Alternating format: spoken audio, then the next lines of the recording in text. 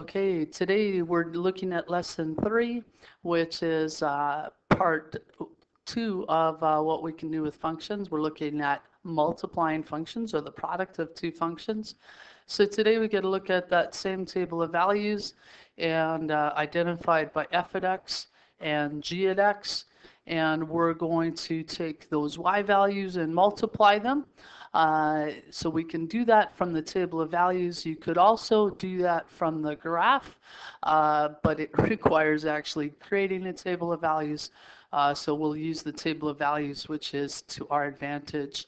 Negative 7 times negative 7 is 49, 30, 15, 4. And now I'll let you fill in the rest of it. Hopefully you can see how the rest of the data is obtained. Simply multiplying. If I look here, I got the 0 by going 7 times 0, the f at x value times the g at x value. I'm now going to create a graph of the first column. So I'm going to graph this along the x-axis, and I'm going to graph my new values that I calculated on the y-axis, and I'm going to squeeze it on the graph that's presented there so not all the data fits. Again, plotting graphs, a skill we know. I'm going to turn off the recording. You can go ahead and graph and then hit play again as well.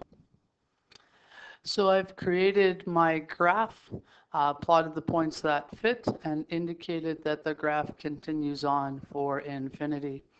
Now we can find the mathematical statement algebraically by taking the two functions and multiplying them together, because what we're doing is f times g evaluated at the function x. So we've got a double set of brackets there. So 2x plus 1 FOILed into x minus 3. Again, I'll pause, do the work, and then show you the result.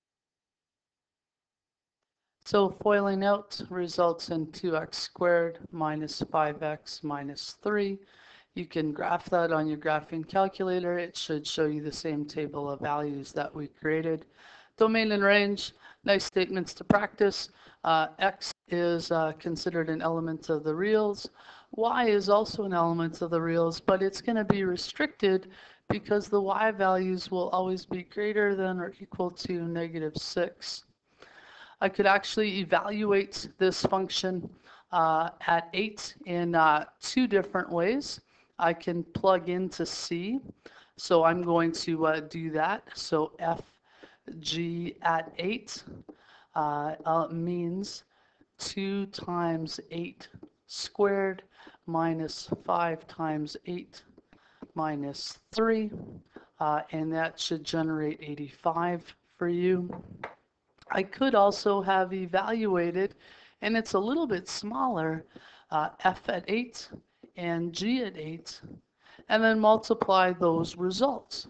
So f at 8, 2 times 8 plus 1, 2 times 8 plus 1 is 17. G at 8, 8 minus 3 is 5. And now I'm going to get that same 85 by taking these two numbers and multiplying them together, which is also 85 when you take 17 and multiply by 5. You can see from the graph that my two linear graphs, or two straight lines, resulted in a quadratic function, which was a part of your study in Math 20 last year. So turn the page over. I'll pause the recording, and we'll practice the descriptor of today, which is fg at x. So we want to do that with the functions written in class example 1. I'm going to write out the expressions. I find it easier to collect my work. And then I'm going to FOIL that and collect my like terms. So I've got the multiplied result.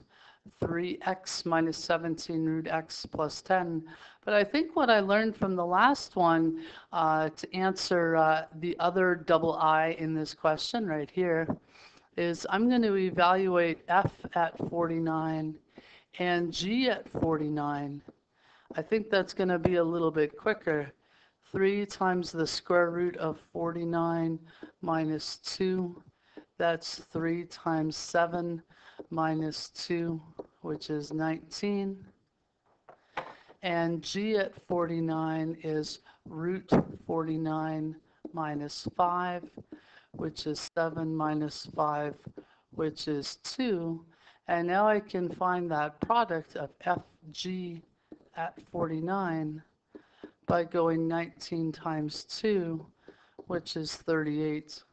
This certainly was a lot nicer than trying to plug in root 49 into the statement that we had just completed. But go ahead and try that out. You should be able to plug in root or plug in 49 there and also generate the value of 38. That's it for this lesson. I'm going to try to save better.